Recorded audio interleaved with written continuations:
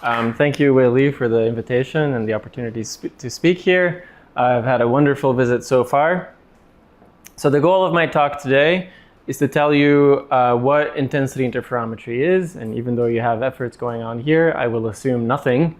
But I'm a theoretical particle physicist by training, so not an observational astronomer. So I will tell you some applications in cosmology and fundamental physics, and one application in astrophysics as well. So the goal of intensity interferometry, it's a device that kind of looks like this. At minimum, you need 2 telescopes, and the goal is to measure very precisely angles on the sky, so the field of astrometry. And I will explain all of this later. So the goal is to do this ultra-high precision micro-arcsecond astrometry with intensity interferometry. So my talk will be divided into 4 parts. I will tell you about standard intensity interferometry and how it works, as well as this new variant of intensity interferometry, which we call EPIC, that can allow for a wider field of view. And I will also tell you about 2 applications, one in cosmology, which is the expanding ejecta method, and then one application of EPIC, which is just exoplanet detection, as well as dark matter lensing of multiply imaged quasars. Okay, so the first part will be intensity interferometry, where you use the inherent noise in the intensity of astronomical light. And I will explain you the upshot of it, which is this extremely high angular resolution, and 2 of the limitations, which are signal to noise ratio and the limited field of view. The field of view we will fix with EPIC, and signal to noise with new technology. And then an application of standard intensity interferometry, which is we call the expanding ejecta method. So we think we can measure angular diameter distances to explosions in the sky, supernovae in particular, just by measuring simply this ratio, the physical expansion velocity over the angular expansion velocity. So in other words, we can resolve a supernova explosion, image it even to some extent, and if you measure this angle as well as this velocity, you get a distance out. So that can be done to type 1a supernovae or type 2 supernovae, for example. And then for the second half of my talk, I will be discussing EPIC. So it's a variant of intensity interferometry that fixes this field of view problem that came out 3 years ago now. And then as well as an application, which is exoplanet detection and this dark matter lensing signal of quasar. And so these are 2 papers on this quasar microlensing that are coming out this week or next. Yeah, so the fundamental physics that I'm going after is H0, so the expansion of the universe in cosmology. So if you do this over many supernovae, you can get the expansion rate of the universe. And I think this is one of the most exciting probes of small-scale dark matter structure. Okay, but first, regular intensity interferometry. So what you do, so I said at minimum you need 2 telescopes, 1 and 2, separated by some baseline d. And from correlating the intensities at both sites, both of these telescopes, you have information about the angle between 2 sources on the sky, or in general, the angular extent of an image.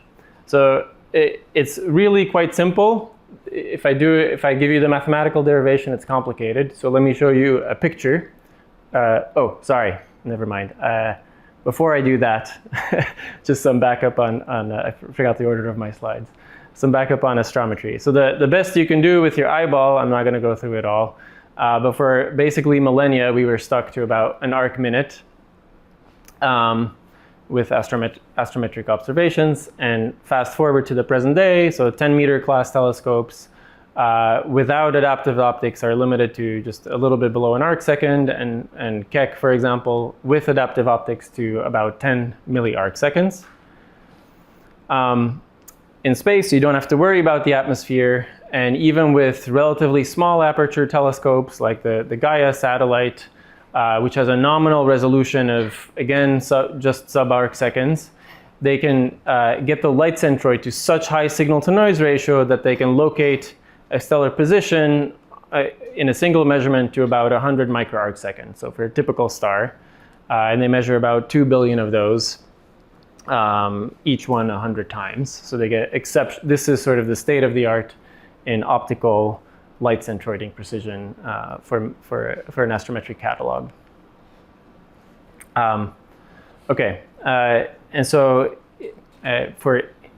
when you've heard about standard and normal interferometry, if someone doesn't specify the adjective amplitude beforehand, they talk about amplitude interferometers. So examples are the Event Horizon Telescope in radio and the CHAR array in near infrared.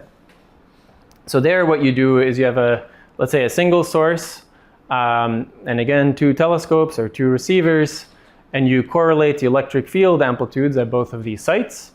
And even if the phase is totally random, if you adjust the time delay between the telescopes appropriately, this phase cancels out in this time averaged correlation. And what you're sensitive to is this prefactor. So you're sensitive to the phase and the differential path length from the source to either receiver. And this differential path length is related to the position on the sky. So that gives you some measure of where the source is located with an effective resolution that's the inverse wave number or the wavelength divided by the baseline distance. And so if you do this in the radio, so with millimeter wavelengths and 10,000 kilometer baselines, basically the diameter of the Earth, you get a nominal resolution of 30 micro-arcseconds. It's very difficult to lower the wavelength here for technology reasons, and the Earth is hard to expand. I mean, you could put stuff in space, but this is sort of the best they can get for a while, unless you do space-based interferometry. And then in the optical, the wavelength is, let's say, a micron, 1,000 times shorter, but we have no electronics to record the electric field as a function of time and then correlate it. So what you have to do is you have to recombine the beam. So the CHAR array, for example, has 6 telescopes. So 1, 2, 3, 4, 5, 6. And in these tunnels underground, they recombine the light in this lab over here. And by interfering this light in situ, you compute this correlator. But that gets, because of the need of physical recombination of the light, that means it's very difficult to extend your baseline over a few hundred meters. And so the state of the art right now is 200 micro-arcsecond, about a factor of 10 worse in terms of resolution in the near infrared. Okay, that's the state of the art for imaging satellites like Gaia and interferometers that you've known about, which are amplitude interferometers. Okay, now for the movie. So how does intensity interferometry work? So let's say if you were to look at a star, you might see it twinkle. Forget about the twinkling. Suppose you were in space where there's no atmosphere and no twinkling that your eye can see. You would look at the star and you would think the intensity is constant as a function of time. But you're stupid. You look at a changing set of frames and you think it's a continuous movie. It's because your eyeball has really poor timing resolution. A standard movie is 24 frames per second. So we as humans cannot resolve the rapid fluctuations of light. And it turns out that if you look at a thermal source like a star, it would have these intensity fluctuations. So these are going to be movies of the instantaneous intensity over the mean intensity at that point. Okay, so normally the intensity would fall off as a function of distance. Here it's just fractional intensity fluctuations. And so a single source would have these order 1 intensity fluctuations inherently. Likewise, any LED bulb or incandescent light bulb would have these fluctuations. And it would fluctuate for broadband light, optical light, roughly at the femtosecond scale. So this, unsurprisingly, you cannot time resolve these intensity fluctuations with your eyeball. Okay, but fast photodetectors can, especially if you spectrally split the light. And so the intensity interferometry makes use of the fact that, let me stop the movie for a second, makes use of the fact that, let's say, if telescope 2 over here it clicks typically during an upward fluctuation of the intensity as it is now. And as long as you adjust for the time delay appropriately, that means that this telescope 1 over here will also be simultaneously in this upward fluctuation. So the intensities are correlated clearly between these two telescopes. And so, intensity interferometry will make use of this fact to learn something about the position of this source. So this is just a little bit of the math. If I plot the intensity at 1 and the intensity at 2, this fractional intensity fluctuation, it's a fluctuating intensity train, but it's the same at both locations, right? So as I showed you in the movie. And then you don't measure continuous intensity, the light is quantized, so you measure photon arrival times. But these photon arrival times between the two sites are slightly correlated. There's a lot of shot noise, which is why when you compute this correlation, this fractional intensity correlator subtracting off 1, you will usually measure noise over a short integration time. But if you integrate long enough, you see this excess correlation. So this C correlation over here gets 1 if you do everything perfectly. Okay, that's for one source. You don't know, unlike in amplitude interferometry, you just measure this bump. You don't really know very precisely where it is. You know it a little bit, but not very well. But it's an intensity interferometer is a really good relative astrometric observatory. So now I'm putting two sources over here, and I have a movie again. So in this situation, you see that instead of kind of these spherical waves going outward, you still have sort of quasi-spherical wave fronts, but they have along the azimuthal direction this fringe pattern. And I've adjusted the position of the sources just so that there's perfect correlation now between the two telescopes.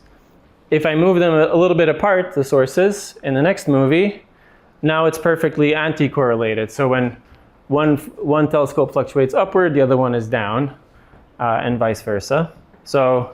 And if I increase the separation even more, then the fringes get narrower and narrower.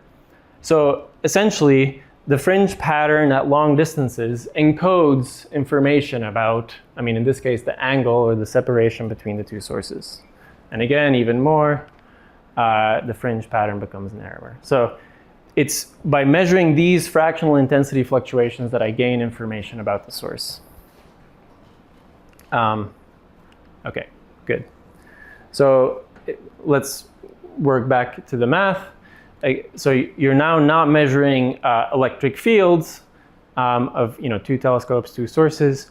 You're measuring photon arrival times, which are a proxy for intensities. But the intensity is just the electric field squared. And so the amplitude that's giving rise to this fringe pattern is this 4-point function of the electromagnetic field. And it's basically saying that if you see a click, a photon arrives at 1 and a photon arrives at 2, you cannot distinguish between two possibilities. The first possibility is that the photon in 1 came from A and the photon at 2 came from B. So blue plus green, that's one possibility. But it could have been the other way around. The photon at 2 could have come from A and the photon at 1 could have come from B. So blue plus green is interfering against orange plus red. And so I've colored it the same way. So these colors are corresponding to these paths. And each path has its own propagation phase. So if you work out what the phase difference is, it's proportional to the propagation phase of blue plus green minus orange and red. And this doubly differential distance difference is proportional to the baseline projected on the relative angle of the sky.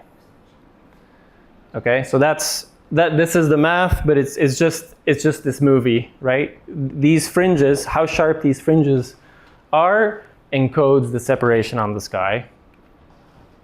That's what this cosine factor is. That's this oscillating fringe pattern. And that's what you get for 2-point sources. In general, if you have some extended angular object, what this intensity correlation measures is the Fourier transform or the visibility squared of your image on the sky.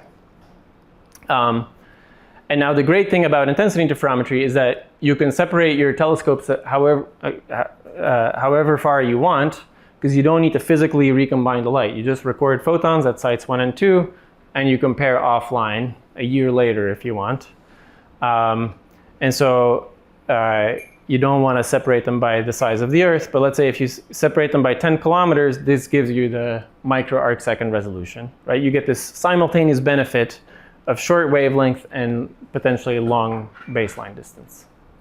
And this is why micro-arcsecond astrometry is possible. Okay, so this is for the same parameter, so 10 kilometer baseline length. If you look at 500 nanometer wavelength with a spectral resolution of 5,000 and 30 picosecond timing resolution on 2 equally bright sources, you would see this fractional intensity correlation going from 3% to 0 to 3%, etc. You see 5,000 fringes, and then at some point, if the angle is too great, you would see these fringe patterns disappear. Okay, so the limitations are that the signal-to-noise ratio historically has been bad. So you need very fast photon detection. 30 picosecond is already pretty fast. If it's worse, this fractional intensity fluctuation goes away. And ideally, you do this over multiple channels. So you need to do this for every single wavelength, not just in a narrow bandwidth around blue light, let's say. But these two things are now in principle possible, and they were not possible when the technique was invented in the 50s. And then this field of view limitation, we have a fix for that I'll tell you about later. I have a yeah. Then about philosophy, then I just want to understand quickly. For example, in radio wave, we never measure four-point function because the wavelength. No, you can do intensity interferometry in the radio as well. Yes. You can measure the 4-point function, but in the radio, so there's two downsides, right? So this 4-point function has a higher shot noise, so you get shot noise squared, right? Because it's photon at 2 sites, so it has a lower signal-to-noise ratio. Plus, in radio, if you just correlate the, let's say, E1, E2 star, that gives you the complex Fourier transform with the phase, so you get more information. This 4-point function discards the phase information and has a worse signal-to-noise ratio. So if you can avoid it, you want to measure the 2-point function and never the 4-point function. But measuring the 2-point function in the optical is exceptionally hard, and especially over long distances. Good question. So for example, if you go to space, you would probably want to do amplitude interferometry. But this can work from the ground and is insensitive even to atmospheric perturbations. So you could do it at sea level if you want.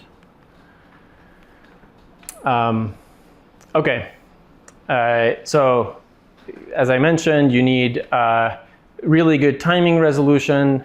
The signal-to-noise ratio is not so good, is low. So you want really good timing resolution, really large light collecting area, high spectral resolution, and high photo detection efficiency. So this parameter called match light is the figure of merit that you want to maximize.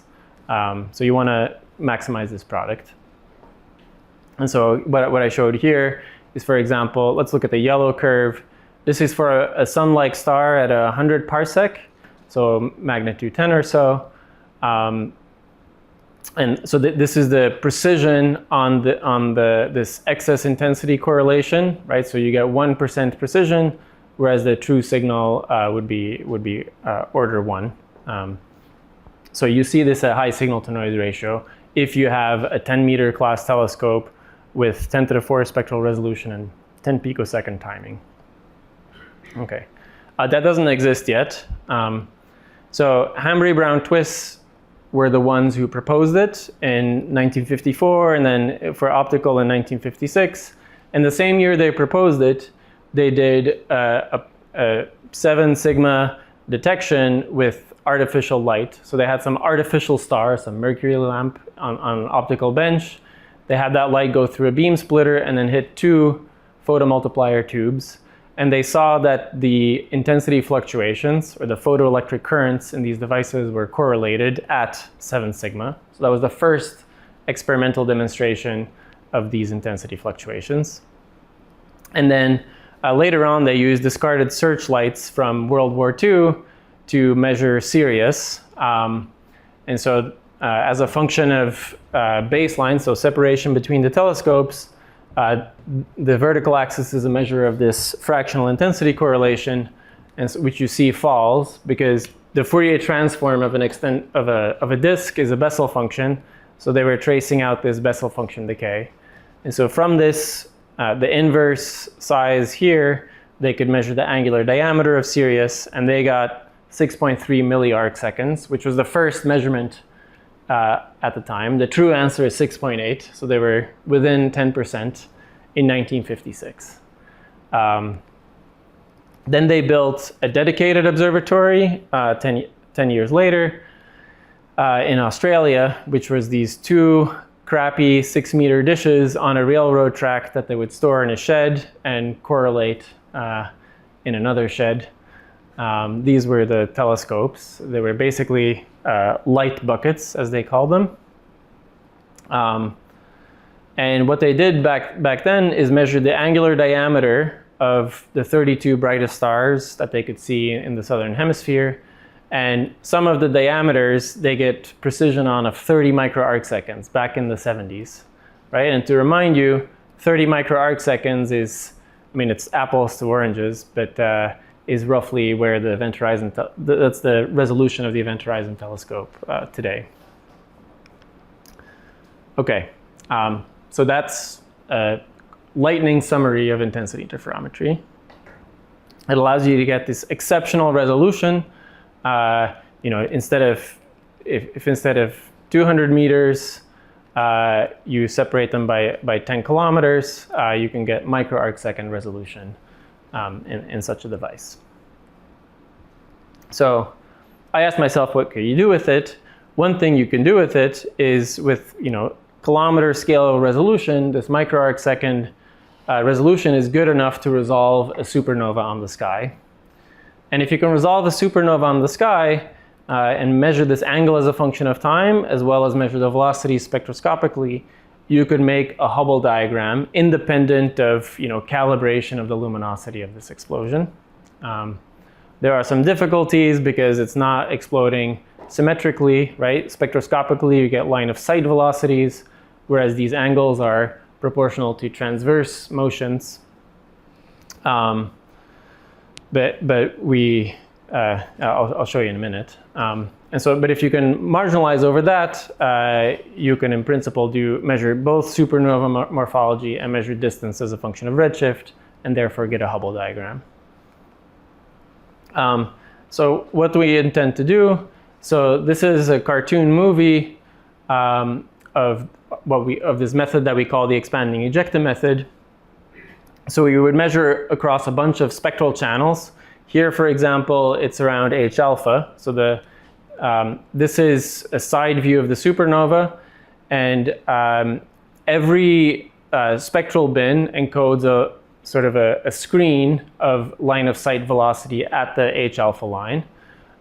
So things that are redshifted would be H alpha elements moving away from us, and then green and blue would be moving towards us.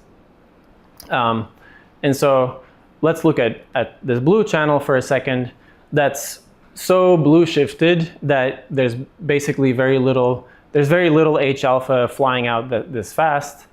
So you would roughly see the photosphere, this broadband emission, not modulated by H alpha at all.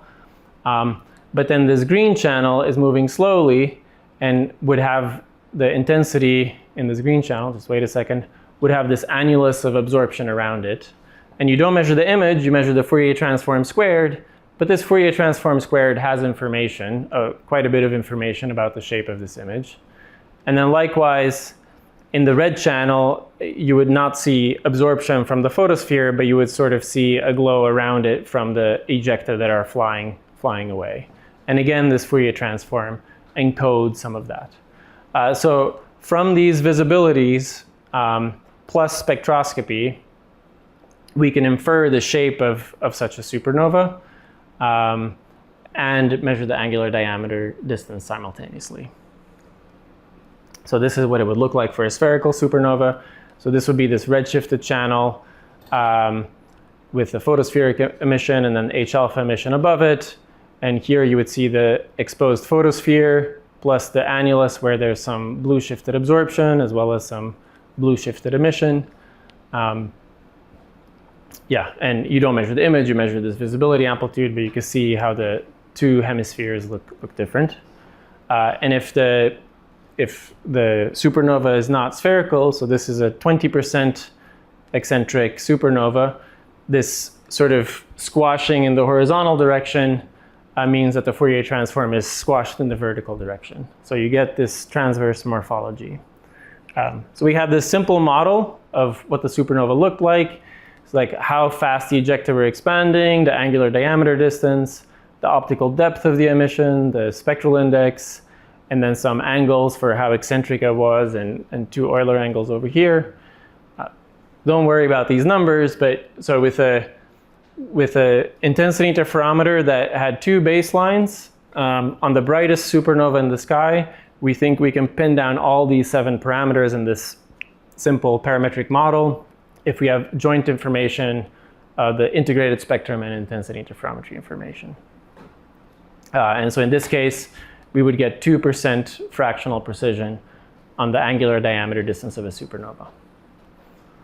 And so, yeah. Missing something, which is you're measuring the size of the tau equal to 1 photosphere in transverse size, and you're measuring the physical velocity of the matter. However, the tau of 1 surface could be moving, generally is moving relative to the material. How do you Yeah, so that's the usual problem. So I skipped a few steps, but the classical method is this expanding photosphere method, and the photosphere could be doing all sorts of things, right? So here I've kept the photosphere constant, but you should imagine that the ejecta are flying out ballistically. So more precisely, which is why we call it the expanding ejecta method, we're measuring the transverse position and velocity of H alpha ejecta, which are flying out ballistically. So I mean, that's an assumption we make. But if you want, we're measuring the angular size of the ejecta flying out, not of the photosphere. So we do also measure the photosphere, because if we're blue shifted enough, we can measure that in situ. But the actual information that we use for the angular diameter distance are the ejecta themselves, which are much less complicated to model than this photospheric surface. Yeah, and our parametric model is probably, the 7-parameter model is not going to be an accurate description of reality, right? So you would likely have to do a multipole expansion and improve on your model until it fits well.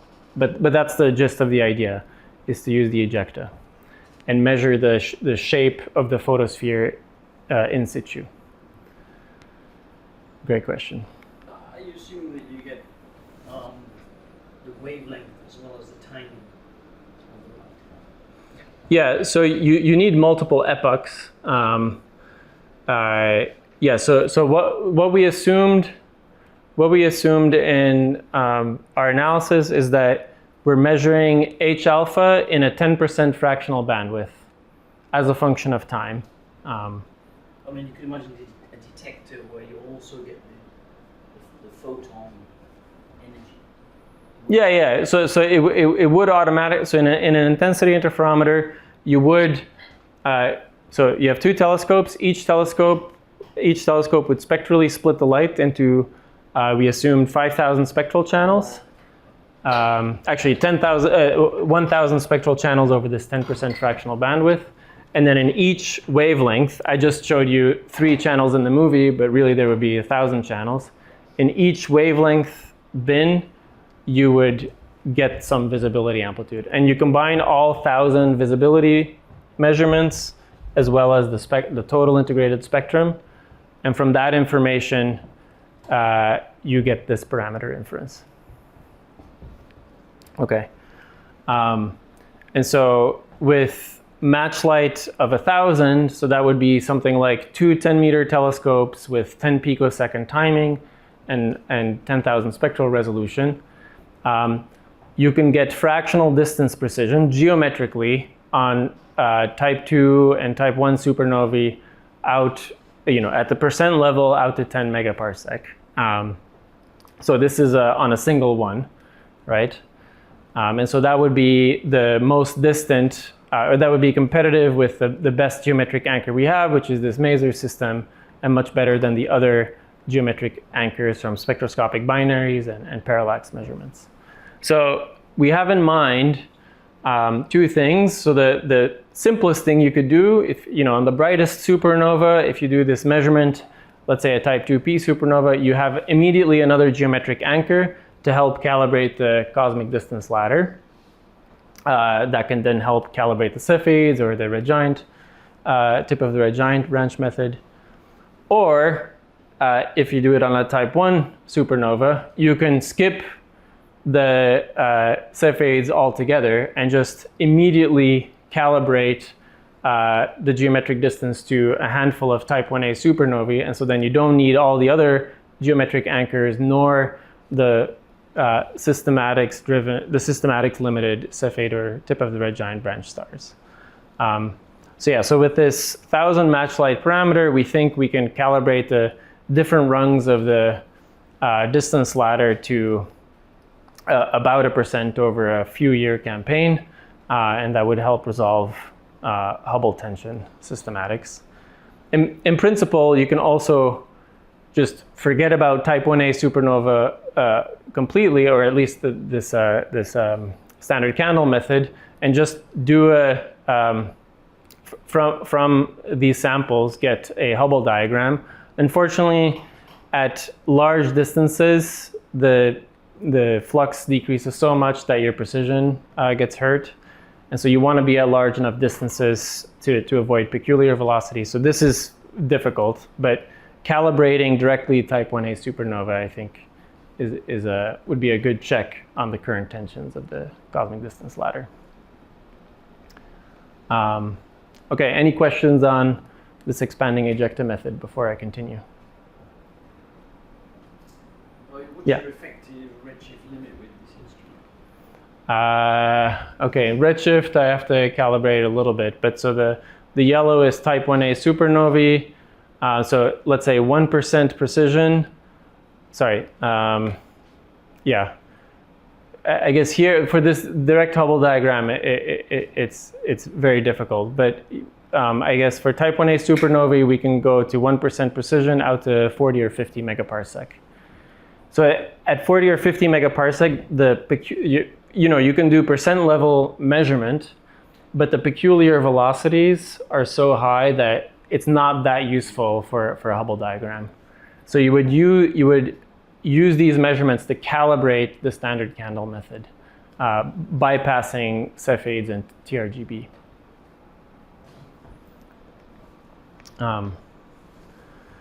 Okay, so standard intensity interferometry historically and in the present day has almost exclusively been used to measure angular sizes of astrophysical emission regions, so angular diameter of a star, with a few exceptions. And the reason is that the field of view is so limited. With my collaborators, Masha Bar-Yakhtar, Mario Skalanis, and Neil Weiner, we thought of a variant of intensity interferometry, which involves this internal beam splitter configuration here, some internal Mach-Zehnder interferometer, internal to each telescope, that can expand the field of view. So that's all it is. You would take the light from both stars, split it, and one potential amplitude is for this path to take the long way and this path to take the short way. And so yeah, it would look like, so yeah, you would take in the light, do this delay line that I showed over here. So the light can go this long way around or the short way. And then after that, you would do this spectral splitting. So this thousands of channels that you would then correlate independently. So let me give you a brief heuristic derivation of why this works. right? So in a standard intensity interferometer, you would see this correlation peak, right? So as long as you adjust for the relative time delay, this path from the source to 2 is longer. So as long as you correct for this relative path delay, a time delay, you would get this correlation peak. But if now if in each telescope you have this unequal path length thing, so you insert one of these things where the path could be delayed by 20 centimeters on the left and by 15 centimeters on the right in telescope 2, you would split this correlation peak into 4 amplitudes, so at a quarter of the contrast each. So one amplitude is just where neither of them gets delayed, and you get back to the same correlation amplitude. But in one possibility, let's say this one, is where the path gets this extension in telescope 1 but not in 2, right? So that increases the time to get to 1, and that would give this separate correlation peak, time separated in relatively. And then likewise, this peak is where 2 is delayed but 1 is not, and if both are delayed by a different amount, that would be that peak. So you basically trick, it's like a drunk intensity interferometer. Instead of seeing one, there's one source, but it sees 4 sources at the same time. And you can control where these sources are. And so with 2 sources, if you adjust it just so, you can trick the intensity interferometer. If you delay this path, it's as if A is a little bit more to the middle, and if you lengthen this path, it's like B is a little bit more to the middle. These, blue and green are shorter, and now you make them longer. And what that does to this correlation spectrum is that you get the same thing as previously, but then at some controllable angle far away, you would repeat this correlation measure of these correlated intensities at some reference angle that you control. So if you have some idea where your stars are going to be in the first place, then you can adjust these path extensions to trick the intensity interferometer to have them to have A and B overlap, and then you would get these sharp fringes at some larger distance. And so this is a zoom in of this little peak here. And you would basically get the same resolution at a larger reference angle. Yes? Understanding correctly, these extra mirrors kind of proxies which would allow you to move wanting to perfect Yeah, you effectively create ghost images of A and B. And even though A and B physically don't overlap, you create these ghost images that become overlapping. So, okay.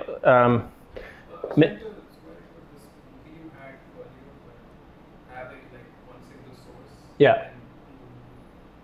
Conveniently located telescopes. Mm-hmm. Would have to measure the same intensity at the same time. Yeah. So it would be a little bit like this. So if in the movie, I don't have a good movie for epic, okay, but if I trick the intensity interferometer that the sources are very close together, it's as if I get these correlated intensities despite my, the movie doesn't apply. I'm doing violence. I'm having an additional beam splitter internal to the telescope that changes the interference pattern completely. So let me not confuse you. That allows you to tune the interference pattern laterally. Yeah. So okay. So let me give you a slightly different explanation that maybe works. So why do you lose the correlation? And the reason is, I said it was blue plus green minus orange plus red, right? So the crossed paths are longer than blue plus green. And so that means that, if at large angle, you're many fringes away, but in a single spectral channel, a spectral channel has some finite width in K. So there's not even though I wrote it like a single K, really there's an integral in front. And so if your spectral resolution is 5,000, you get 5,000 fringes, and then at some point they start interfering and you lose this pattern, which is why it sort of decays away, right? So all that EPIC is doing is tricking the intensity interferometer to think this, it's extending this green path and this blue path. So it's adding some additional path length to here so that this difference now is 0, at least probabilistically so. That's what EPIC is doing. That's how I initially thought of it. Okay. That's a precise way of thinking about it. Okay, so again, so if you have some idea of where the stars are, you can tune this to the coarsely known position and then measure it super precisely with EPIC. That's the basic idea. And so these are 3 reference phases of what you can do in terms of light centroiding precision. So on a 4-meter telescope with 30 picosecond timing and 5,000 spectral resolution, you can match or do slightly better than something like Gaia with 10-meter class telescopes and slightly better specs. You get micro-arcsecond resolution and doing something really crazy like order 1,000 square meter area and the best demonstrated timing resolution of single photon detectors, you can do another factor of 20 or 30 better and do sub-micro-arcsecond light centroiding precision. So this is, let me show you this figure. So this would be, again, let's say a main sequence star at 100 parsec as a function of baseline distance, what the light centroiding precision is. So as the baseline distance increases, you do better and better and better. But at some point you do worse. So you do worse once you start resolving the source itself, and that just happens to be for a sun-like star at 100 parsec. You start to resolve it once your baseline is about 1 kilometer. Same thing for a supernova, you would start to resolve it once your baseline is a couple of kilometers. So typically, you want to be operating near this minimum with baselines between several hundred meters to several tens of kilometers. That's sort of the sweet spot where you just barely resolve the source, and that's perfect for light centroiding precision. And so with this phase 2 thing, you could get micro-arcsecond resolution, light centroiding precision on a main sequence star. And then it's a very strong function of how of your light collecting area. So this is this match light. So your light centroiding precision goes like 1 over your light collecting area, and goes like the square root of your timing resolution and your spectral resolution. Okay, it's completely impervious to atmospheric aberration as long as the angle is small enough. The idea is that the atmosphere imparts some large phase to some that you don't want, right? It's not geometric, to this blue path. But as long as this angle is small, it applies the same phase to the red path. And remember, it was blue plus green minus orange plus red. So blue and red cancel here, and separately, orange and green cancel here. So as long as there's no clouds, you can even do it at sea level in Taiwan through water, the humid air. It would cancel out. Of course, on a boat, that would improve the baseline. You could do it on a boat. So it turns out you need to know the base. For the numbers I'm talking about, you need to know the baseline not to a wavelength, but to a wavelength times basically your timing precision. So if picosecond corresponds to millimeter roughly. So you need to know your baseline to a millimeter, which is unfortunately impossible on a boat. But it is possible on the ground, as Event Horizon telescope has demonstrated. Okay, so the angle, the cancellation is not perfect if the angle increases, and so that limits the field of view to a few arcseconds, which is roughly the isoplanatic angle on the sky. Okay, so that is EPIC. So it's basically an intensity interferometer where now the field of view is adjustable and can be as large as a few arcseconds and can keep this sub-micro-arcsecond resolution and potentially even better light centroiding precision. And yeah, so this works on relatively bright sources within this isoplanatic angle. And so what can you do with it? So in the last 15 minutes, I will tell you a couple of things that you can do with it. In our paper, we outlined these applications. I'm just going to tell you about these two. So one slide on exoplanets. Suppose you do EPIC on two sources, let's say two sun-like stars, and one of the sun-like stars has a planet around it with semi-major axis AP and mass MP, or M planet. So as the planet orbits that star, it would tug a little bit on the photocenter of that star, and so the angular position of that star would wobble by this planet to star mass ratio and the semi-major axis over the distance, right? And so with EPIC, so with this phase 1, phase 2, phase 3, on two sun-like stars at 20 parsec over I think we took a year-long integration time, a 10-year integration time, you would be able to measure roughly this dark parameter space with phase 1, and then with phase 2, this parameter space. So it's a little bit like the complement to radial velocity measurements, which have a different slope, right? So radial velocities, it basically measures the longitudinal component with an extra time derivative. And so that is especially sensitive to close, also heavy planets, but favoring nearby ones. And to get to Earth mass, or to Earth-like planets around a sun-like star, you would need exceptionally good radial velocity precision. And then transit measurements are pretty close as well. Micro-lensing with Raman has the potential to detect some. But this would give us, potentially a system where we would detect an Earth-like planet within 10 or 20 parsec close to us, and for follow-up observations as well. Okay, so that's a relatively easy application. Now let me tell you about an exciting one based on dark matter. So I will give you first a cartoon explanation. So if you look, so this is some optics rifle company shot a video in the desert in Turkey on some hill. So you see the atmospheric fluctuations, right, from the turbulent atmosphere, and the spatially varying index of refraction of this hot rising air on this hill is weakly lensing the background.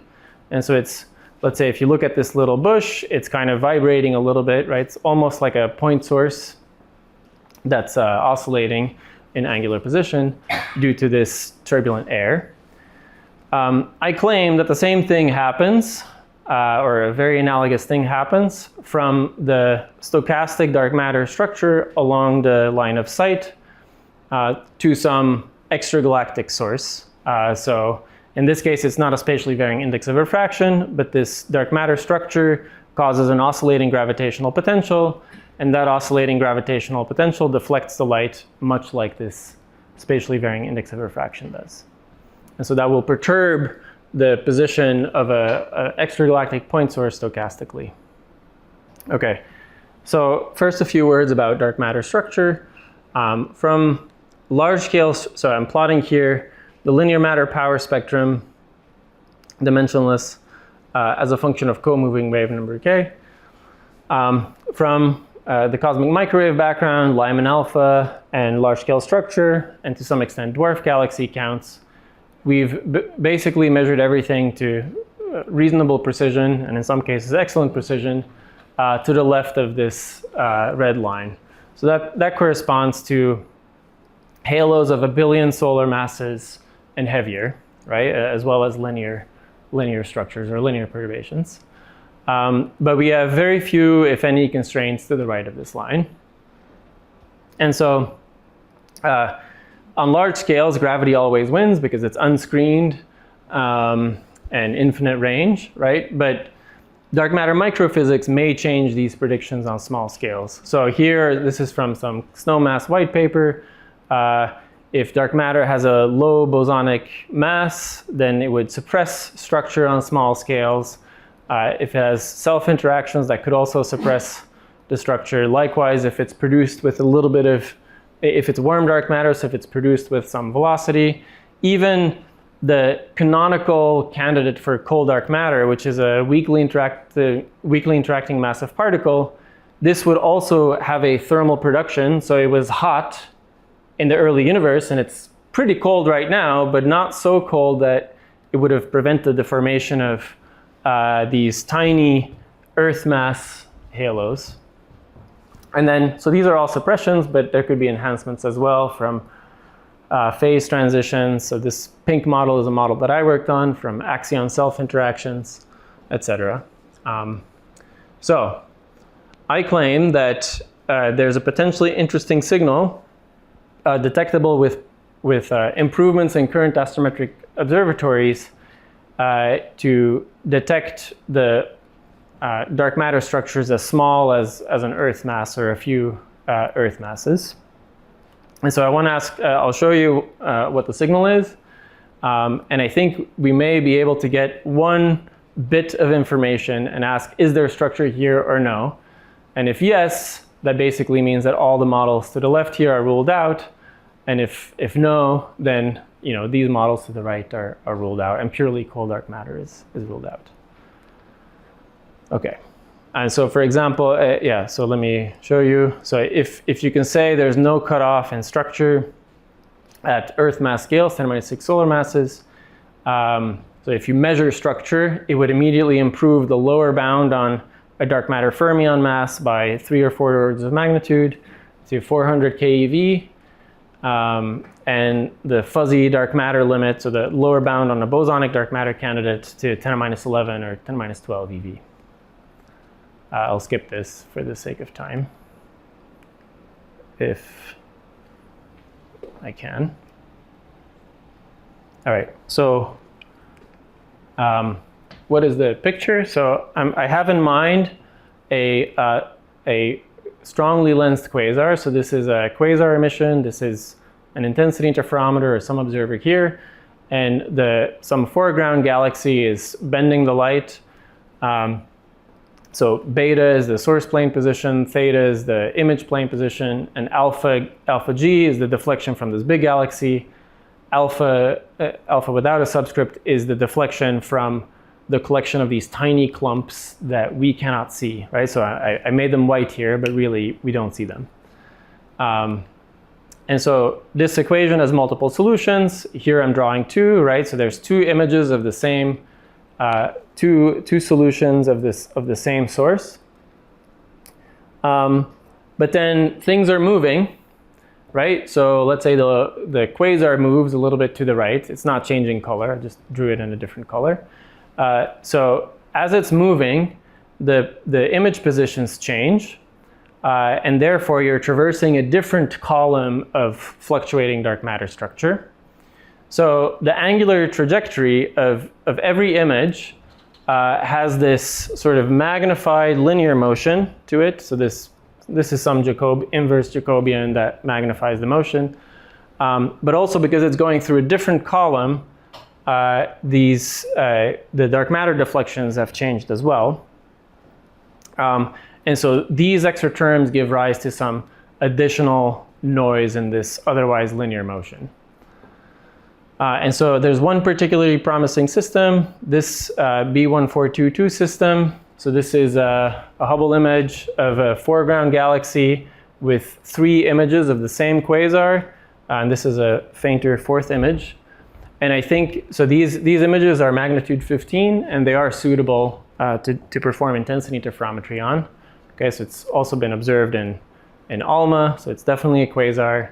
It's been measured for more than 30 years now, and it has this high magnification, high shear of these images. So for example, if the source were to move to the left here, image B would move this way, and image A would move that way.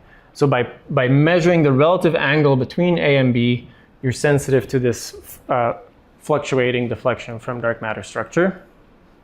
So this is a little simulation. measuring the relative angle between image A and B, so in the vertical component and the horizontal component.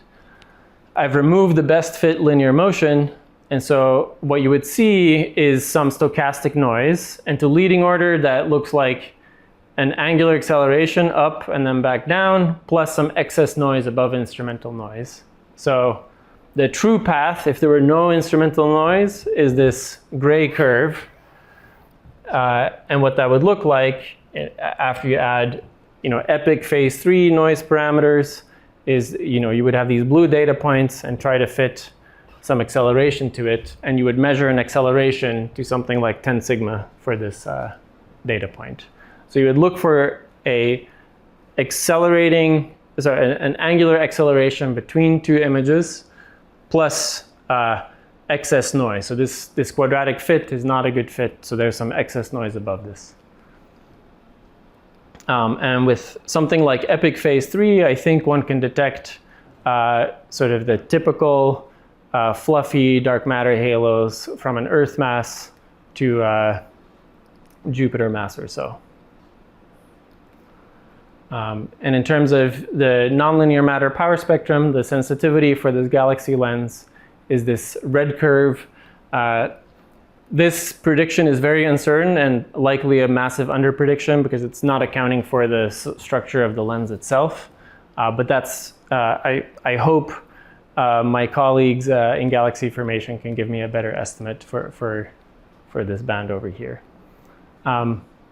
Okay. So, so for example, a this WIMP spectrum, right, that cuts off over here from 100 GeV WIMP, this would lead to a nonlinear matter power spectrum cutoff here, plus some prompt cusp density. So that is very close to detectability with this technique.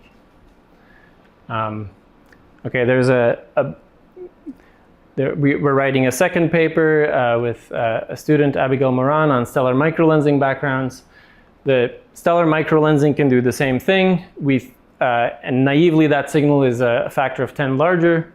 But we think we can subtract the stellar microlensing background. Let me just show you this plot. So without microlensing from stars, the image would be shaped like this. And with a star, it would completely distort the shape. So as long as you angularly resolve the image, you can do inference on the stellar mass and the stellar position and subtract off the light centroid. And once you do that, you can recover basically the same or comparable light centroiding precision as before. So I will stop here. So the conclusions are that I think intensity interferometry is a rapidly developing new observational astronomical technique that will allow us to get to sub-micro-arcsecond resolution and even better light centroiding. And with EPIC, that's possible on sources within a few arcseconds apart. That should have massive new astrophysical applications, can help calibrate the cosmic distance ladder, and I think has the potential to measure dark matter substructure at scales completely unconstrained so far. Thank you.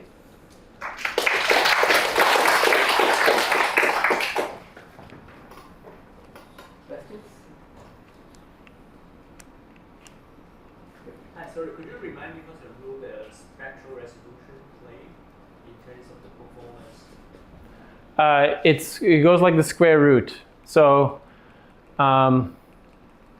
let me show you this plot. So I said if let's say you look at a light bulb, some optical emission, the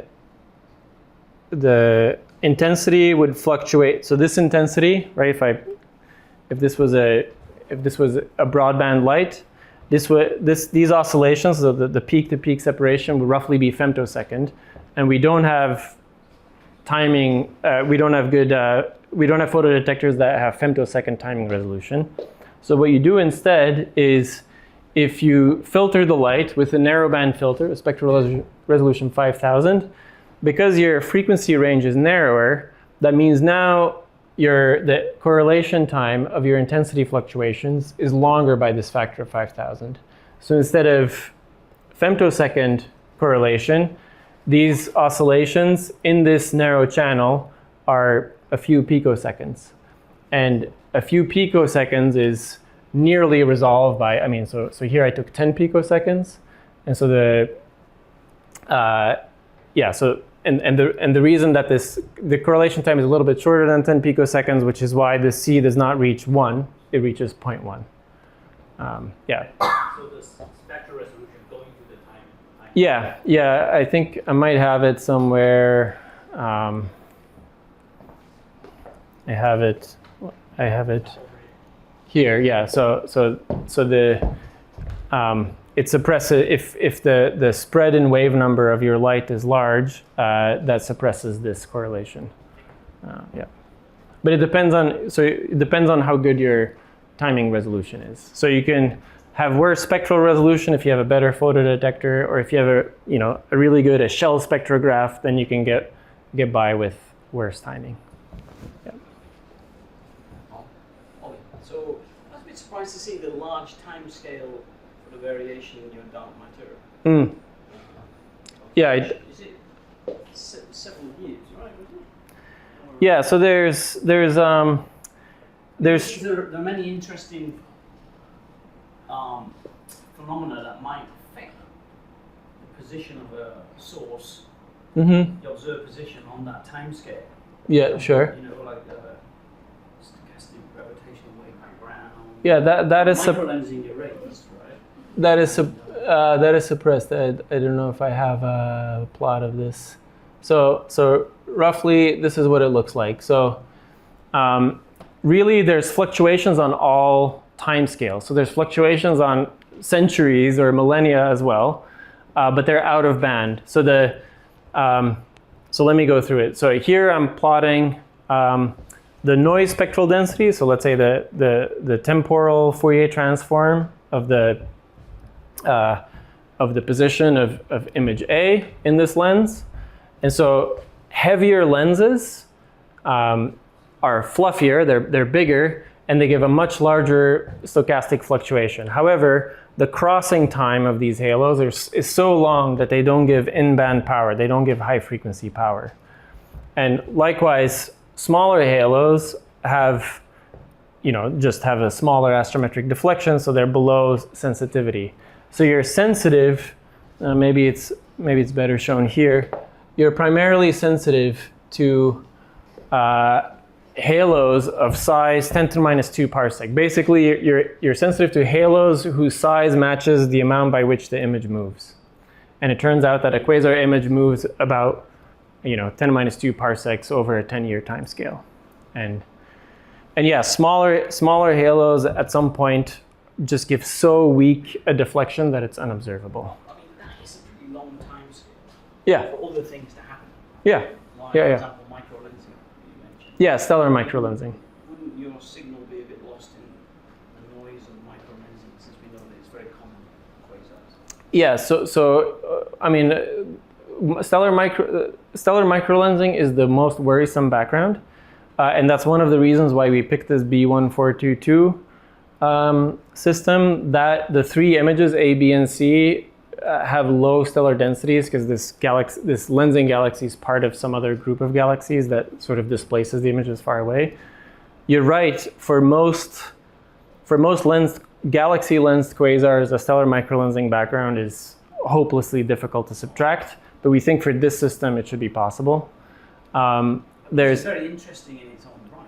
Yeah. So indeed, in this companion paper, what we claim is that in B1422, should there be a stellar microlensing background, we will be able to do inference and get, measure a handful of, a couple of stellar masses. We can say, for example, this image B was microlensed by a 0.2 solar mass lens with, and we get the 0.2 solar mass to 10% precision, and we could even measure the proper motion of that image. So we would get extragalactic stellar mass and trajectory measurements. It could be considered as quite a definitive test for primordial black holes. Yeah, but the limits, okay, so you can ask, There are other limits. the other limits are more stringent than this. Yeah, so this light centroiding is particularly good for fluffy things like diffuse dark matter halos. I mean, the denser, They're not too big. as long as they're not too big. The denser it is, the better the signal is. But you know, the photometric signal, the photometric fluctuations from these fluffy dark matter halos are unobservably small. So that you're using the fact that this astrometric deflection decouples less quickly with low density than the photometric variation. Last question. Yes. Yeah, might be related to the slide itself, or maybe I did not hear it well, but in terms of numbers, can you like, if say we have a standard quasar that we are probing, and we would like to probe a mass of dark matter substructure, which is around Jupiter mass, say, what is the time scale that we need to observe the system? The longer the better. So there's basically, the picture is, maybe I should just go here. This plot kind of is not so realistic. The picture is that, you know, the largest collapsed structures in our universe are galaxy clusters, and then inside those there's galaxies and dwarf galaxies and smaller subhalos, etc. And it's basically Russian dolls all the way down. And roughly speaking, there's at each e-fold in mass or each e-fold in wave number, there's as much variance. So it's nearly a scale invariant spectrum after the structures have gone on linear too. So what that means is that there's power on all length scales, and therefore, as this quasar is moving, there's power on all time scales as well. And that this noise spectral density, where was it? It was one of these, I think, that I skipped. So here I'm plotting single masses, but really if I have some broad spectrum over all masses, what that would look like is a red spectrum. And so as I observe longer, I can have access to lower frequencies and therefore larger signals. So you're sensitive to the halos whose crossing time is the length of the duration, the length of the survey. And I was just curious, like in terms of practically speaking, if we had to like get to that point of distinguishing between different dark matter candidates, like would it be possible in 10 years' time? Yeah, I think so. The standard, the difficulty is that I think, so this calculation over here is, I mean, the uncertainty does not reflect the true uncertainty. This is a massive underprediction.